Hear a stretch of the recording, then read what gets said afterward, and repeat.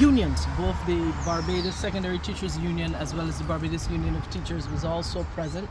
With us here is our Chief Education Officer, Dr. Ramona Archer-Bradshaw, as well as our Permanent Secretary, Ms. Betty Aline Headley, as well as the Deputy Principal of the school and the Senior School Attendance Officer.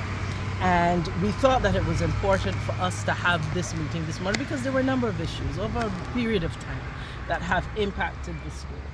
And some of the key issues that were raised this morning were security as being something that needs to be attended to in a very specific way.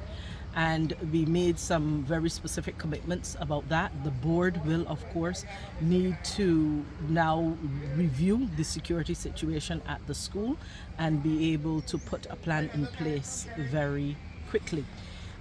I understand that the board will be meeting in an emergency meeting, and therefore they will be able to bring a speedy resolution to some of the security issues that have been raised. The security has not just been for the school premises, but it is also in terms of the teachers and the principal themselves feeling unsafe themselves, and there are some specific things that they've been asked to do, including make sure that anyone who's coming to the school, to them or to any of the students, have made an appointment.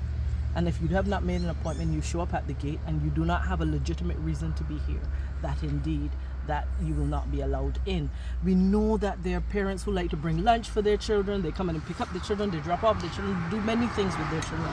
The intention is to ensure that parents have the access to their children that they need to have, and the principal will in fact be sending out a note to parents indicating what are some of the new protocols and the ways in which they will be able to continue to have access to their children.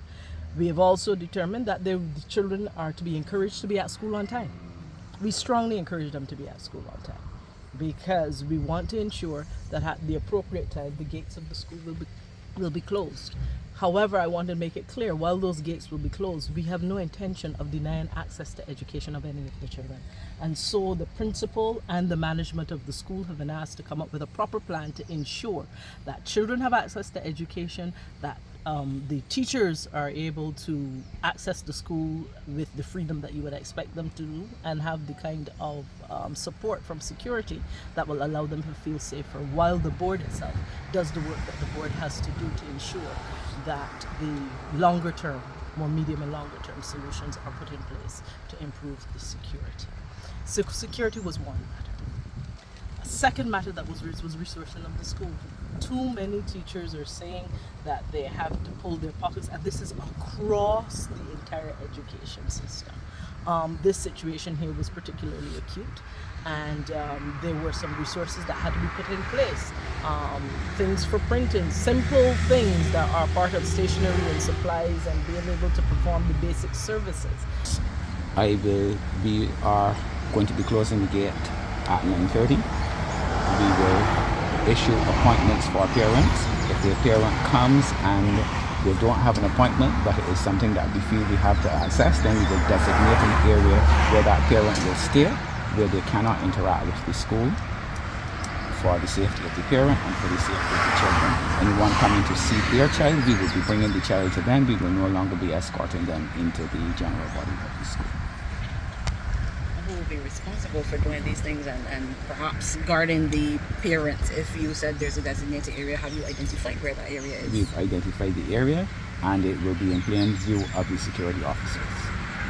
Can you tell us where that area is? Well, I won't tell you that.